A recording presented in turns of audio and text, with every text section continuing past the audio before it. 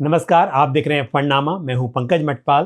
फंडनामा के इस एपिसोड में आज हम बात करेंगे बिजनेस साइकिल फंड की। इस कैटेगरी को मैं विस्तार से एक्सप्लेन करूंगा और बताऊंगा कि किस तरह के इन्वेस्टर्स के लिए ये कैटेगरी सुटेबल हो सकती है, और साथ ही मैं ICICI prudential business cycle fund को रिव्यू भी करूंगा। तो चलिए शुरू से शुरू करते हैं। जिस तरह हमारे देश में सर्दी, गर्मी और बरसात जैसे अलग अलग मौसम आते हैं और हर मौसम अपने साथ अलग तरह के फल, फूल, सब्जियां लेकर आता है, या फिर ये कहें कि हर सीजन में कपड़ों की डिमांड बदल जाती है। जैसे सर्दी में जैकेट्स और स्वेटर पहने जाते हैं, तो गर्मी में कॉटन और लाइट क्लॉथ्स।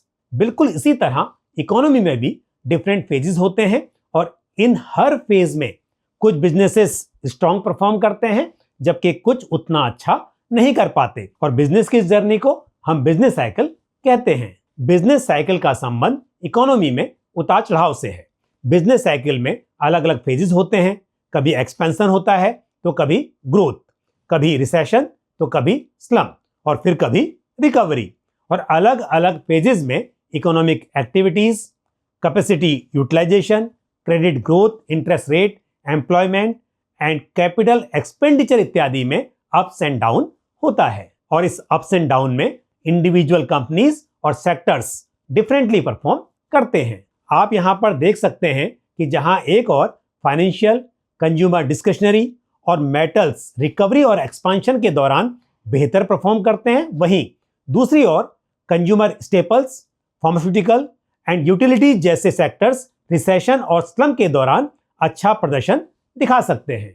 दोस्तों, पिछले कुछ दशकों में जो बिजनेस साइकिल्स थी, उन्हें ड्राइव करने वाले मैक्रो फैक्टर्स इक्विटीज के लिए काफी सपोर्टिव थे।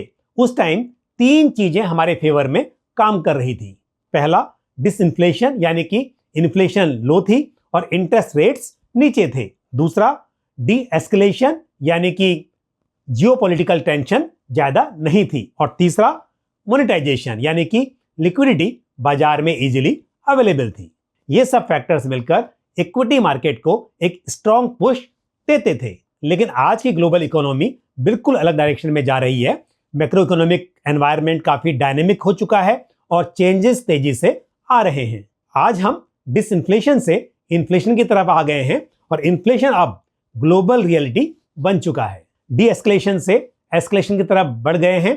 Geopolitical tension all time high है, और मोनेटाइजेशन से टाइटनिंग, यानी कि इजी लिक्विडिटी की जगह अब टाइट मॉनेटरी कंडीशन आ रही है। इस नए एनवायरनमेंट में बिजनेस साइकिल्स ज्यादा फ्रीक्वेंटली चेंज हो सकते हैं, और इन्वेस्टिंग अप्रोच को भी इन डायनेमिक मैक्रो फैक्टर्स के हिसाब से अडेप्ट करना जरूरी हो गया है। इन्वेस्टमेंट मल्टीपल सेक्टर्स में होने से पोर्टफोलियो डाइवर्सिफाई होता है, और इससे लॉस होने का रिस्क कम हो जाता है। लेकिन जैसा मैंने कहा कि सभी सेक्टर्स हमेशा एक जैसा परफॉर्म नहीं करते, इसलिए बिजनेस साइकिल्स को ध्यान में रखते हुए पोर्टफोलियो में सिलेक्शन ऑफ सेक्टर्स और पोर्टफोलियो में उनका सही वेटेज ये तय करना फायदेमंद साबित हो सकता है।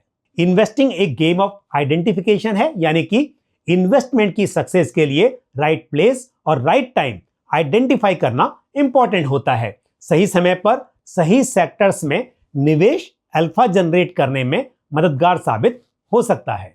अब बात करते हैं ICICI prudential business cycle fund की। दोस्तों, इस फंड का ओवरऑल आइडिया काफी सिंपल और प्रैक्टिकल है। फंड का एम ये होता है कि बिजनेस साइकिल किस फेज में है, और उस हिसाब से अलग अलग सेक्टर्स, थीम्स और मार्केट कैप्स में बेस्ट अपॉर्चुनिटीज ढूंढी जाएं और उनमें इन्वेस्ट किया जाए। सबसे पहला स्टेप है टॉप डाउन अप्रोच, यानी पहले बिग पिक्चर देखी जाती है, यानी कि इन्फ्लेशन कैसा है, ग्रोथ नंबर्स क्या कह रहे हैं, डेफिसिट कितना है, ग्लोबल क्यूज कैसे चल रहे हैं।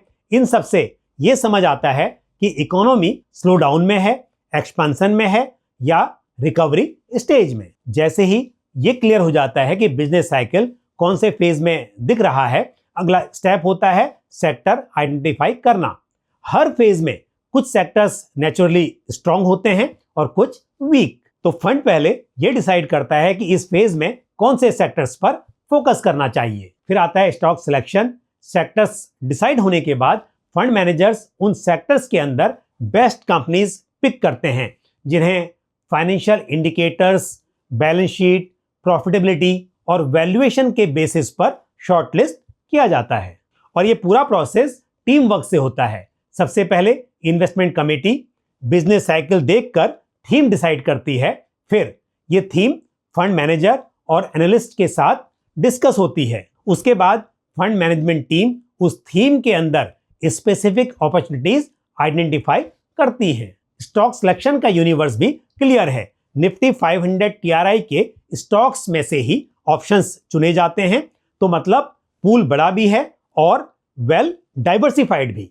और दोस्तों, ऐसा नहीं है कि ये प्रोसेस वन टाइम है, यानी कि एक बार ये प्रोसेस किया और फिर छोड़ दिया। मार्केट डायनेमिक होता है, तो ये फंड भी रेगुलर मॉनिटरिंग करता है। मंथली या कोई मेजर इवेंट आने पर मैक्रो एनवायरनमेंट को रिव्यू किया जाता है और जरूरत पड़ने पर स्ट्रेटेजी को एडजस्ट कर दिया जाता है। तो सिंपल शब्दों में ये फंड मार्केट के मूड के हिसाब से अपनी स्ट्रेटेजी को स्मार्टली शिफ्ट करता है, ताकि हर बिजनेस साइकिल में सही जगह अपॉर्चुनिटीज पकड़ी जा सके। स्कीम का करंट इन्वेस्टमेंट पोर्टफोलियो आप यहां पर देख सकते हैं, और स्कीम में मिनिमम एप्लीकेशन अमाउंट है 5,000 रुपीज और 1 रुपी के मल्टीपल्स में इसे बढ़ाया जा सकता है। अब यदि बात की जाए एग्जिट लोड की, तो यूनिट्स अलॉट होने के विद इन 1 मंथ यदि यूनिट्स को रिडीम किया जाता है, तो उस पर 1% of applicable NAV exit load applicable होगा। लेकिन 1 महीने के बाद यदि यूनिट्स को रिडीम करते हैं तो उस पर कोई एग्जिट लोड एप्लीकेबल नहीं होता है। और स्कीम में SIP, STP और SWP की सुविधा उपलब्ध है। स्कीम में रेगुलर और डायरेक्ट दोनों ही प्लान की चॉइस है। और यदि हम बात करें एक्सपेंस रेशियो की, तो रेगुलर प्लान का एक्सपेंस रेशियो है 1.69% और वहीं डायरेक्ट प्लान का एक्सपेंस रेशियो है 0.76% एज ऑन 31 अक्टूबर 2025। हालांकि पास रिटर्न से फ्यूचर परफॉर्मेंस की गारंटी नहीं मिलती है, लेकिन फिर भी यदि हम हिस्टोरिकल परफॉर्मेंस पर ध्यान दें, तो मैं बताना चाहूंगा कि ये स्कीम 18 जनवरी 2021 को लॉन्च हुई थी और एज पर NAV ऑफ 18 नवंबर 2025। सिंस इंसेप्शन इस स्कीम का CAGR यानी कि कंपाउंडेड एनुअल ग्रोथ रेट रहा है अराउंड 23%। वहीं यदि हम लास्ट 1 ईयर की बात करें, तो जहां पिछले 1 साल में निफ्टी 50 इंडेक्स अराउंड 12% से ग्रो हुआ है, वहीं इस स्कीम ने अराउंड 17% का रिटर्न दर्ज कराया है। और ये बात हो रही है डायरेक्ट प्लान की। इस फंड को मैनेज करते हैं मिस्टर अनीश तवाकले, मिस्टर मनीष बंटिया और मिस्टर मनन तिजोरीवाला। और इन तीनों ही फंड मैनेजर्स को फंड मैनेजमेंट का लंबा अनुभव है। और यदि अब बात की जाए कि किस तरह के इन्वेस्टर्स के लिए ये फंड सुटेबल रहेगा, तो पहली बात तो ये है कि क्योंकि एक इक्विटी फंड है और हम जानते हैं कि शॉर्ट टर्म में इक्विटी में उतार चढ़ाव की संभावना बनी रहती है, तो ऐसे निवेशक जिनका टाइम होराइजन कम से कम 3 साल या उससे अधिक का है और लॉन्ग टर्म में ग्रोथ एक्सपेक्ट करते हैं अपने इन्वेस्टमेंट से, ऐसे निवेशक इस फंड को अपने पोर्टफोलियो में शामिल करने पर विचार कर सकते हैं। तो ये थी कुछ जानकारी इस पर कि एक बिजनेस साइकिल थीम क्या होती है, और साथ ही ICICI prudential business cycle fund को भी मैंने विस्तार से यहाँ पर एक्सप्लेन करने की कोशिश की है। मुझे उम्मीद है ये जानकारी आपको पसंद आई होगी। आपका कोई भी सवाल या सुझाव हो तो आप कमेंट बॉक्स में पोस्ट कर सकते हैं। आज के लिए बस इतना ही। मुझे दीजिए इजाजत। अगले एपिसोड में फिर किसी इंपॉर्टेंट टॉपिक के साथ आपसे मुलाकात होगी। जय हिंद।